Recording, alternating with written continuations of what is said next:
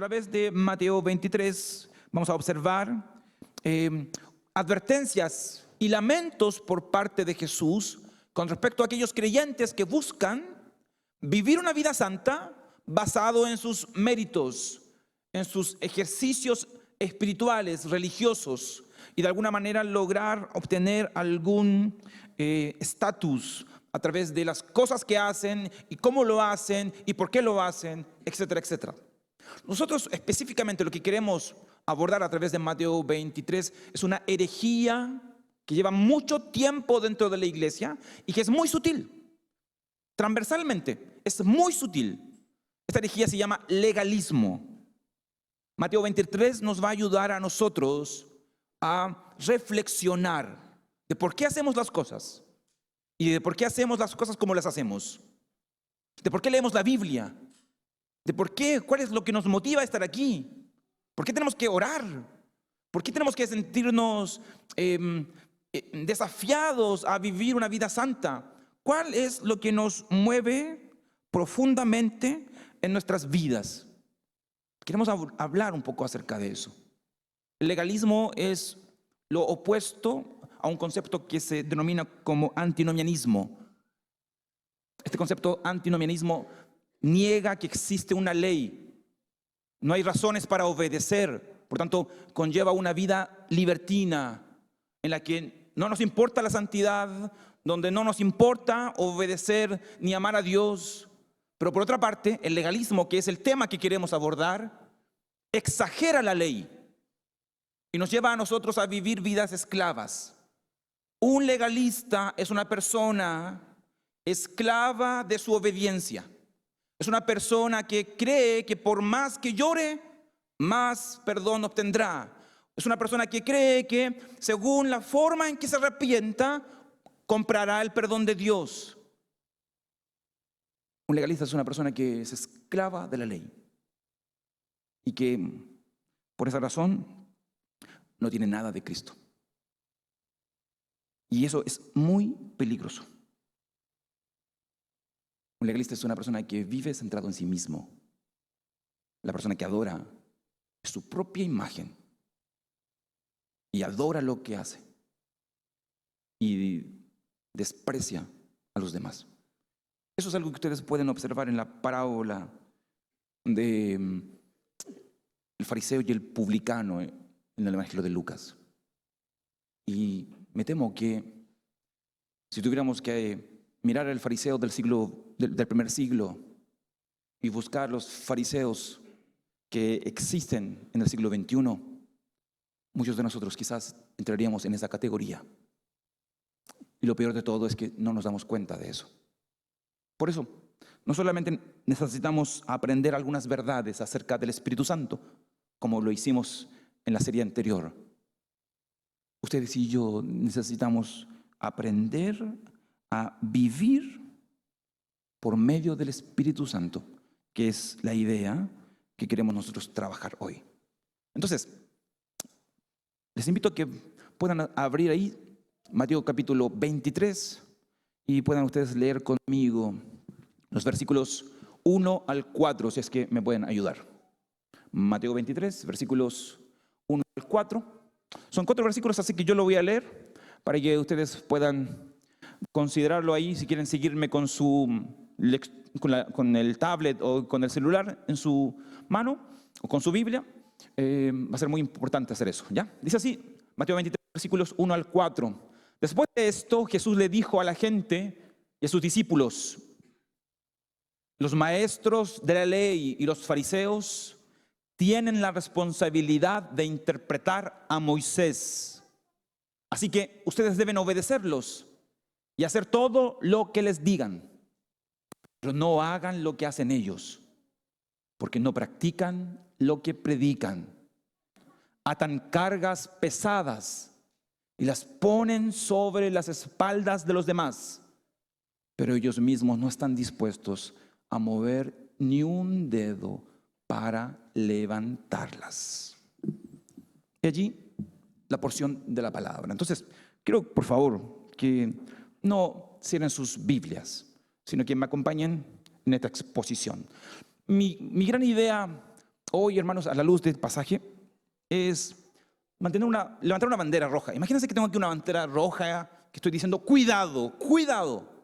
¿De qué tenemos que tener cuidado?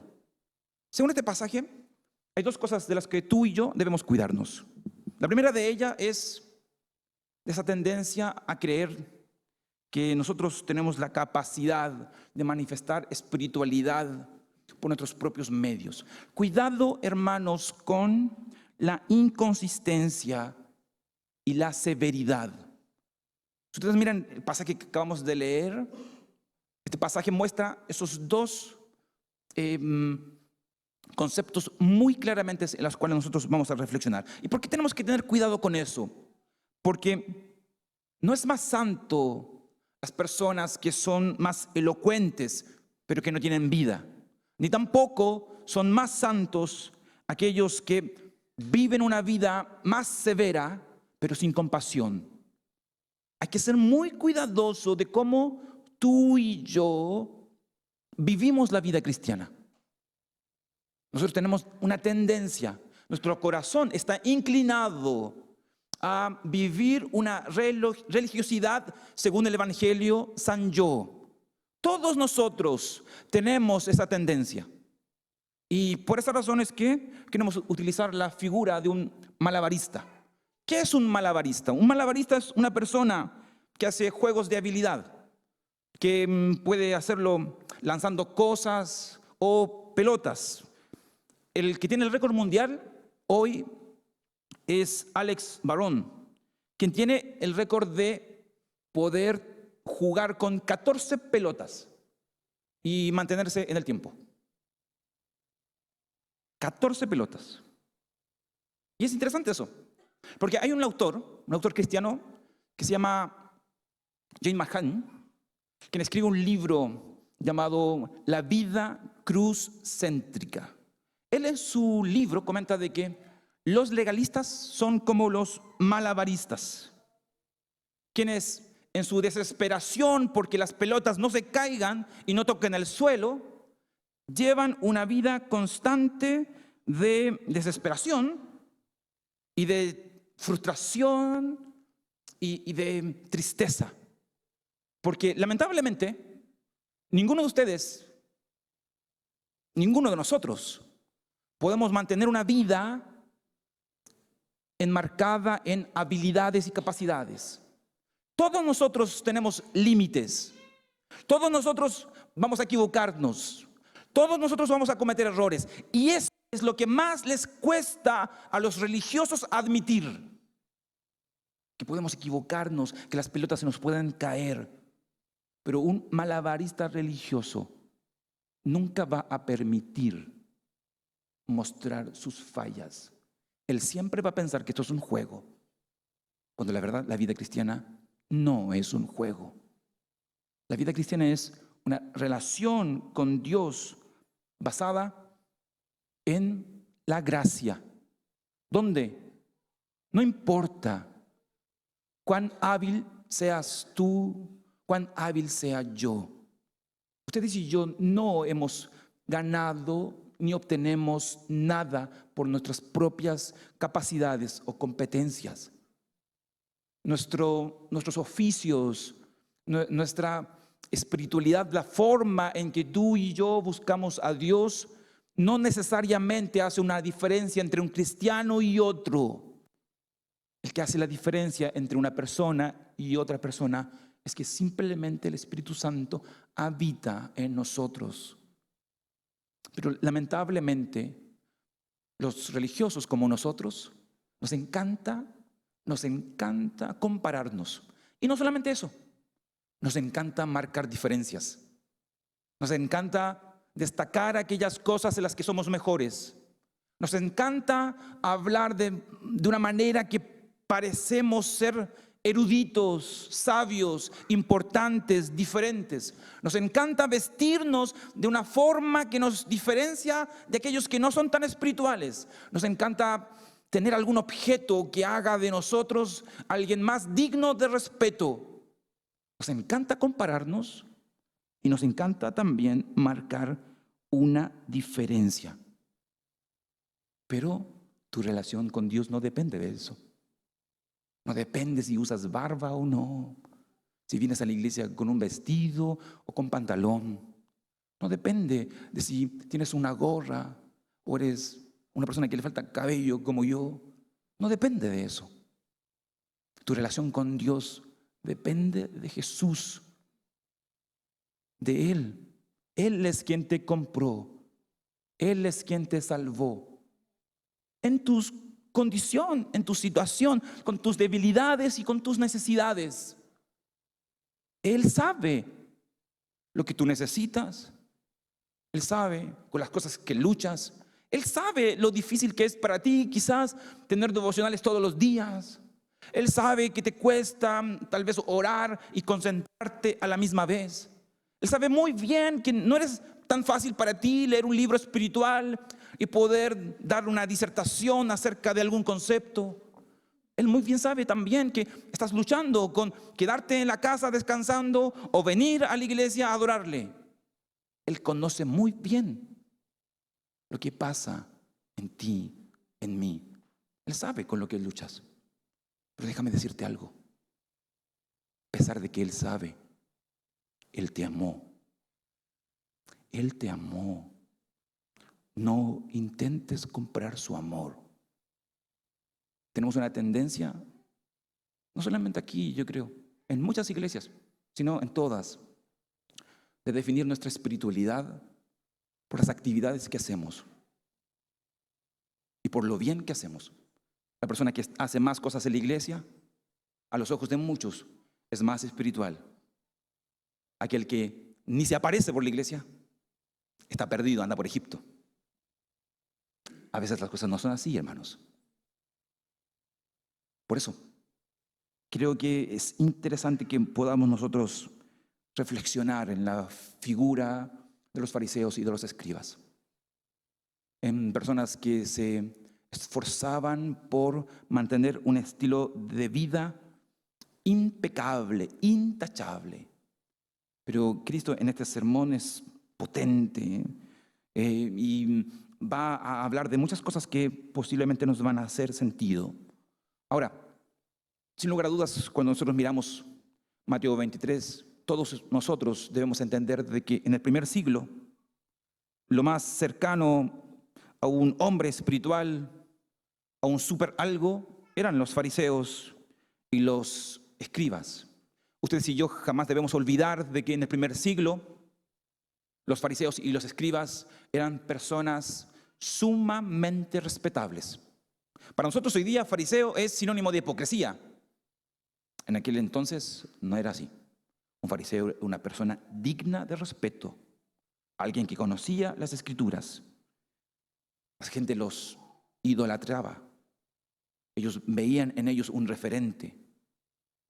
Pero Jesús en este sermón, de alguna manera, Él trata de sacar las máscaras y de alguna forma mostrarnos el carácter de esas personas.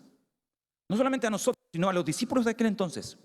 Y posiblemente el propósito de Jesús a través de este discurso es ese: sacar las máscaras con el fin de que tanto ustedes como yo no confiemos ni en nombres, ni en títulos, ni en actividades, sino solamente en Él.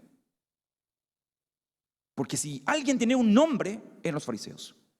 Si alguien desempeñaba una actividad y era digno de aplauso, eran los fariseos. Si alguien tenía títulos, eran los fariseos. Si alguien tenía de qué enorgullecerse, eran los fariseos. Eso es lo que dice Pablo allá en Filipenses. Si hay algo de qué enorgullecer, Pablo dice: observen mi currículum. Sin embargo, él considera todas esas cosas como pérdida con el fin de ganar a Cristo. Entonces, Mateo 23 va a ser nuestro capítulo para reflexionar. Si nosotros tuviéramos que hacer una visión general, quisiera yo simplemente hacer un par de comentarios. Versículos 1 al 12, Jesús nos va a hablar de advertencias. Él va a advertirle a los discípulos de algunas conductas y comportamientos de los fariseos. Luego, del versículo 13 hasta el 36, ustedes van a encontrar 7 lamentos que se llaman los ay en relación a los fariseos. Él va a lidiar con 7 defectos que los fariseos marcan en su religiosidad. Y el texto va a concluir con un lamento en relación a Jerusalén, que es la ciudad santa a la cual Cristo buscó y buscó, pero que nunca recibió, sino que al contrario despreció. Entonces, hoy quiero solamente enfocarme en 2 advertencias que Jesús trata en los versículos 1 al 4.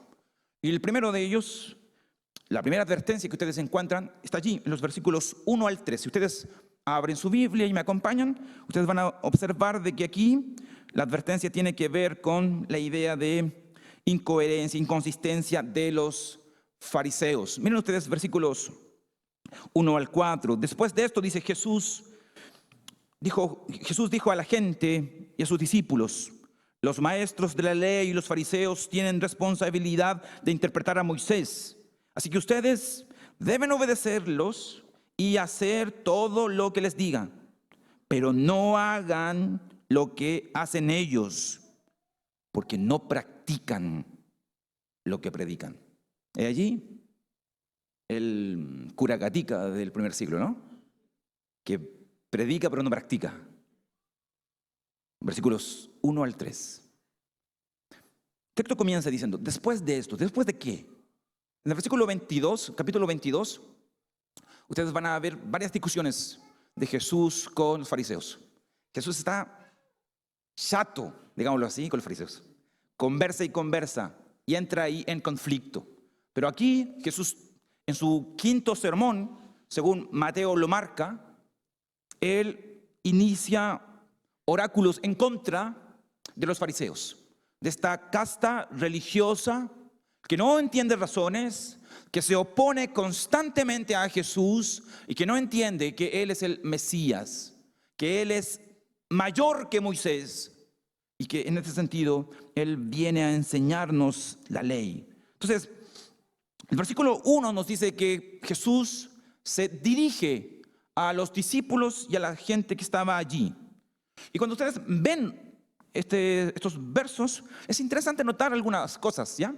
Lo primero de ellos, es muy interesante que Jesús no niega la legitimidad de los fariseos y de los escribas en interpretar la ley, en enseñarla. Miren ustedes, Él dice que debemos escuchar y que debemos obedecer según ellos nos enseñen con respecto a la ley. Y eso es interesante, ¿saben? Porque la ley está por sobre, la verdad está por sobre el portador. No importa cuán indigno sea yo, no importa cuán humilde sea el predicador, la verdad está por sobre el portador. No importa cuántas faltas pueda tener el predicador, el anciano, el presbítero, el pastor. Tú y yo, independiente de quien enseñe, debiera tener un oído atento, porque es la palabra de Dios la que se predica. Muchas personas se pierden grandes mensajes simplemente porque quieren escuchar a cierta clase de predicador, buscan a cierto expositor, cuando la verdad es que el expositor no vale nada. Lo importante es la palabra.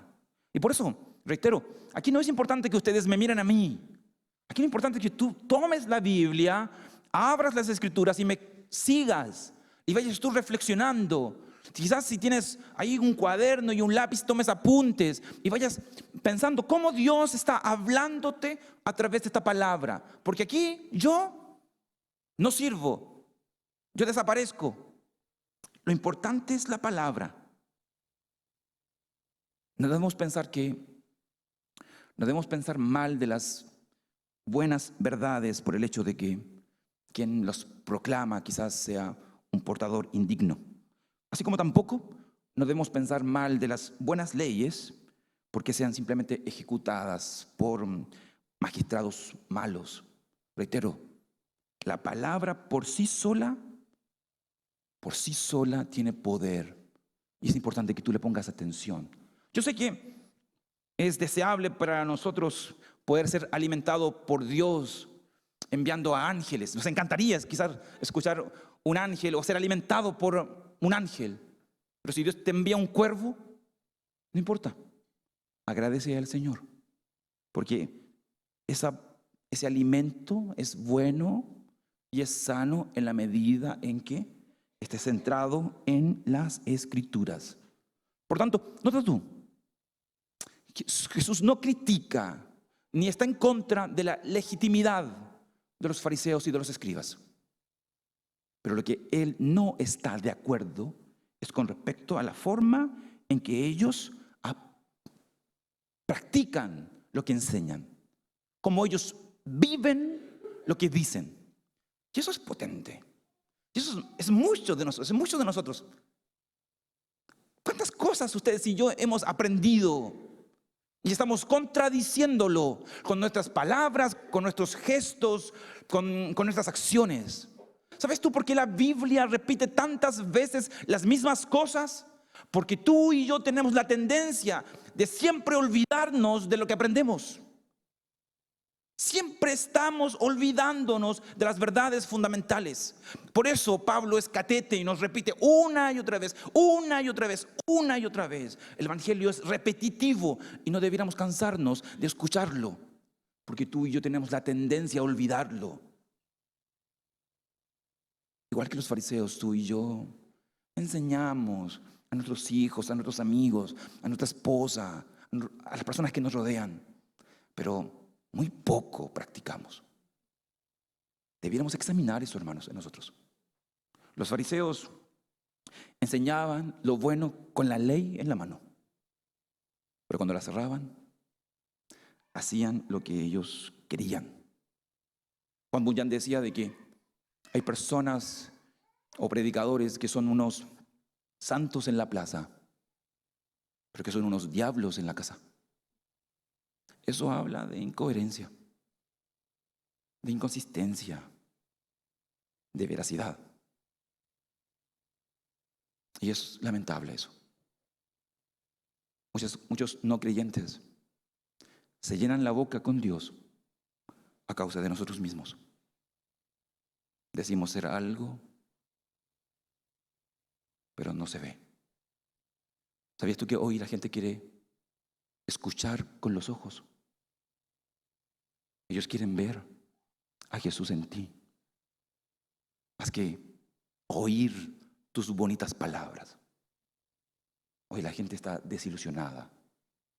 Hoy día la gente no confía en el evangelio porque tú y yo, a través de nuestros actos, gestos, severidad, religiosidad, espantamos a las personas. Ponemos la coma y el acento donde no tenemos que ponerlo. Exageramos cuando tenemos que ser compasivos. La gente se asusta porque no entiende lo que tú y yo estamos ni enseñando ni viviendo. Jesús hace una crítica aquí profunda. Escúchalos, dice él. Aprende, pero no los imites, porque ellos predican, pero no practican. Ellos no viven como dicen. Imagínate que nosotros hiciéramos una encuesta en tu vecindario. Piensa si alguien le preguntara a tus amigos, ¿qué tan real es tu cristianismo? ¿Qué tan cristiano eres tú en el hogar, en tu trabajo? ¿Qué diría tu colega? ¿Qué diría tu jefe? ¿Qué dirían tus amigos? No, él es un cristiano andando. ¿Será eso? No, yo veo a Jesús ahí siempre. Sus palabras me edifican constantemente. Él nunca dice chismes. Él nunca es alguien que se aprovecha de las oportunidades. Siempre es humilde. ¿Será eso lo que dirán tus amigos, vecinos, colegas? No, él es muy rígido, muy duro. Parece, no sé, un carabinero, esclavo de la ley. No deja pasar ninguna. ¿Será eso lo que dirán tus amigos? ¿Cómo la gente ve? ¿Cómo vives el evangelio en lo cotidiano? Jesús dice que, por favor, si vas a vivir el Evangelio, no lo vivas como los fariseos. Porque de alguna manera, a veces los fariseos daban excelentes sermones y daba pena de que ellos se bajaran del púlpito. Pero cuando los veían vivir, a ellos les daba una pena que ellos volvieran a subir. Porque era más de lo mismo. Más de lo mismo. ¿Será eso lo que la gente opina de ti y de mí? Más de lo mismo. Jesús dice, discípulos, cuidado con la inconsistencia. No es la manera en que la vida cristiana se debe vivir. Pero hay una segunda advertencia. Noten ustedes versículo 4. Y este es potente igual, el versículo 4. Porque el versículo 4 no solamente habla de que los fariseos no vivían conforme a lo que decían, sino que también ellos abusaban de su poder, atando cargas sobre otras personas que ellos mismos no movían. Miren ustedes el versículo 4. Atan cargas pesadas y las ponen sobre la espalda de los demás, pero ellos mismos no están dispuestos a mover ni un dedo para levantarlas. ¿Qué son estas cargas pesadas? Según algunos estudiosos, creen de que esto tiene que ver con la tradición oral de los rabinos. Ustedes saben de que ellos tenían una práctica de, a partir de un concepto de la ley, generar miles de normas y de reglas. ¿Cuál era el propósito de ellos? El propósito era de que el Antiguo Testamento fuera vigente, fuera algo relevante para situaciones cotidianas. Entonces ellos tomaban un principio de la ley del Antiguo Testamento y escribían miles de reglas y de normas. Por ejemplo, hablando del trabajo, ellos no solamente definían lo que era el trabajo, ellos definían cuántos pasos tenías que dar para poder trabajar. Si tú dabas un paso más, estabas violentando algún mandamiento. Algunos exageraban. Hendrickson comenta de que cuando una mujer en el Sabbat se colocaba al frente de un espejo, si esa mujer veía una cana y se la arrancaba, estaba trabajando, por tanto estaba pecando. Y así sucesivamente. Leyes ridículas. Ridículas. Y es en contra de eso que Jesús no los tolera. Porque ellos ponen cargas pesadas. Se enfocan en los detalles minuciosos de la ley y con autoridad ostentan lo que no son. Ellos ponen sobre otros tareas y trabajos duros, pero de manera hipócrita. Porque en lugar de practicar lo que predican, ellos simplemente permitían que otros fueran abusados, explotados, y ellos vivían relajadamente. ¿Cuántas iglesias de una u otra manera predican cosas desde aquí que son muy duras? La televisión es pecaminosa. La mujer que se ha cortado el pelo es un hombre, ya no es mujer.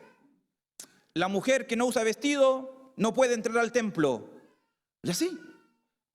El vino es pecado. Y podemos comenzar a enumerar un montón.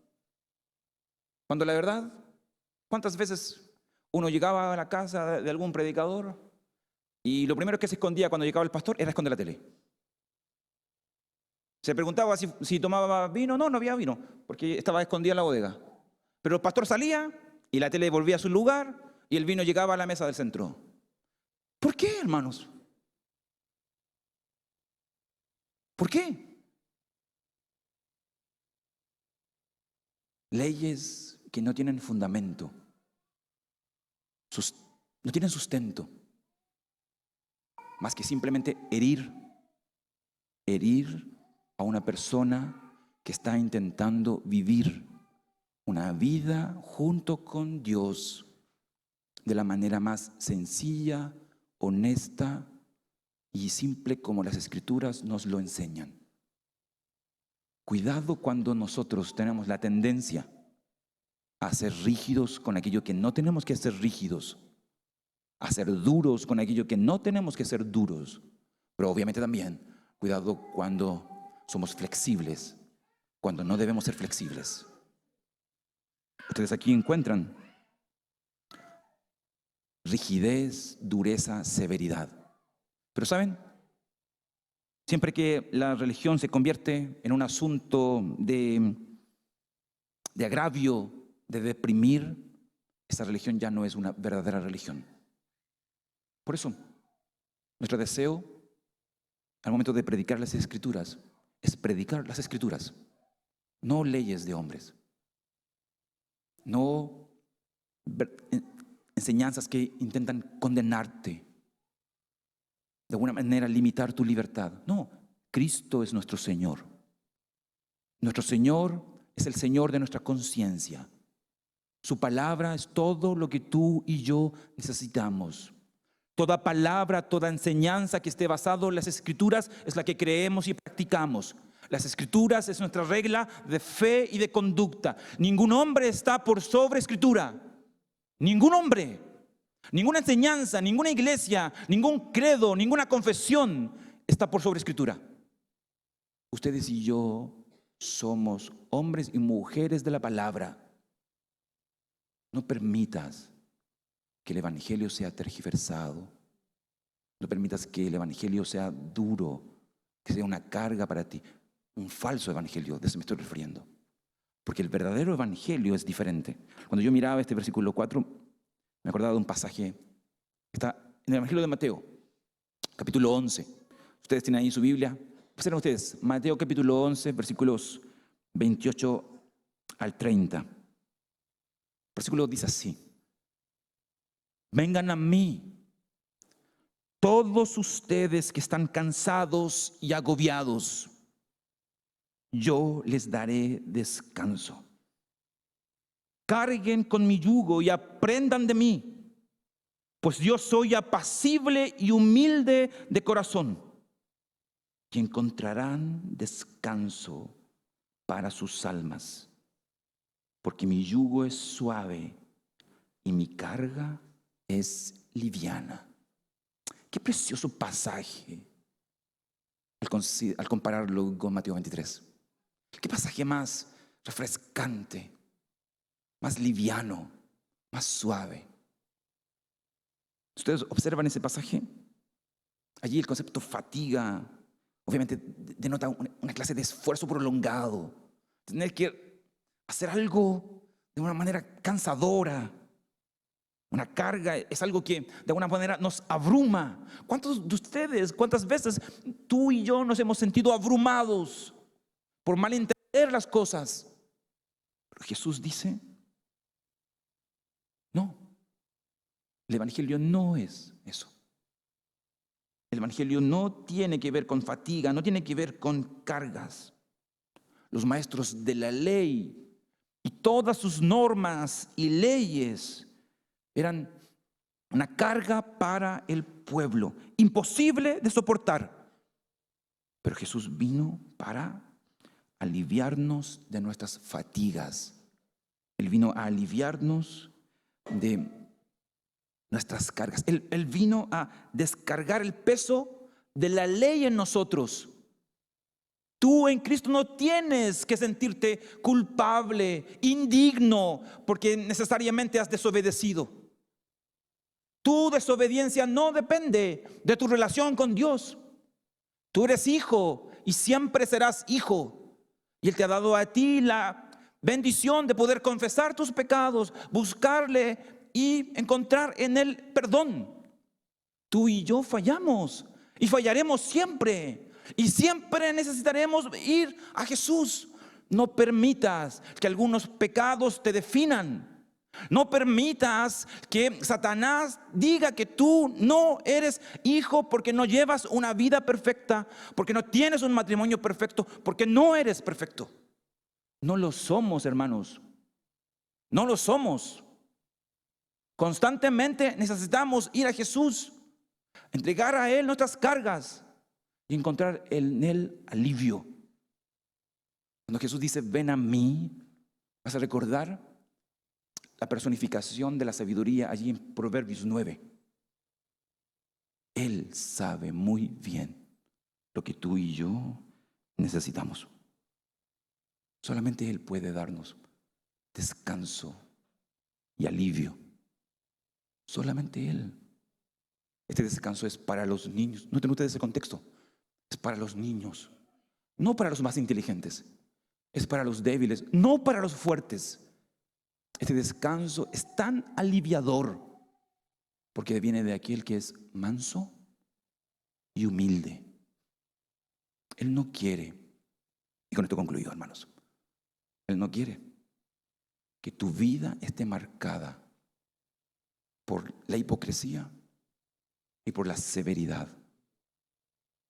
El Dios que está detrás de la Biblia no es el Dios que está cantándote el corito, cuidadito tus ojitos donde ven. No está cantando la canción, cuidaditos tus manitos lo que hacen. No está cantándote esa canción.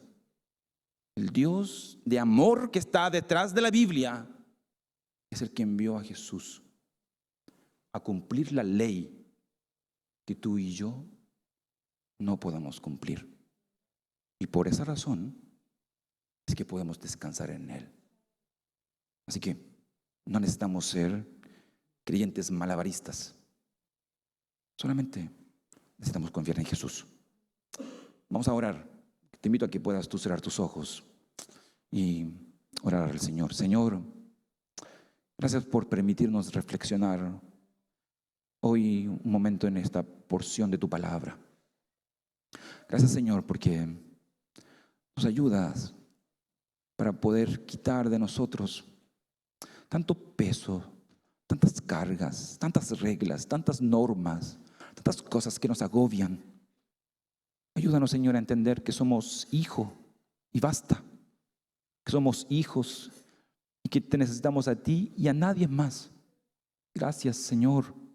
Gracias, Señor, porque tú eres nuestro Señor, porque tú nos amas, porque tú nos has salvado, pero también porque tú nos has liberado de la esclavitud de la ley. Hoy no te obedecemos por miedo. Hoy no te obedecemos para obtener algo. Hoy te obedecemos por amor, porque somos libres para amarte, porque tú, Señor, nos has hecho libres. Gracias, Señor, por tu palabra y ayúdanos, Señor, para poder practicarla durante esta semana. Te lo suplicamos en el nombre de Jesús. Amén.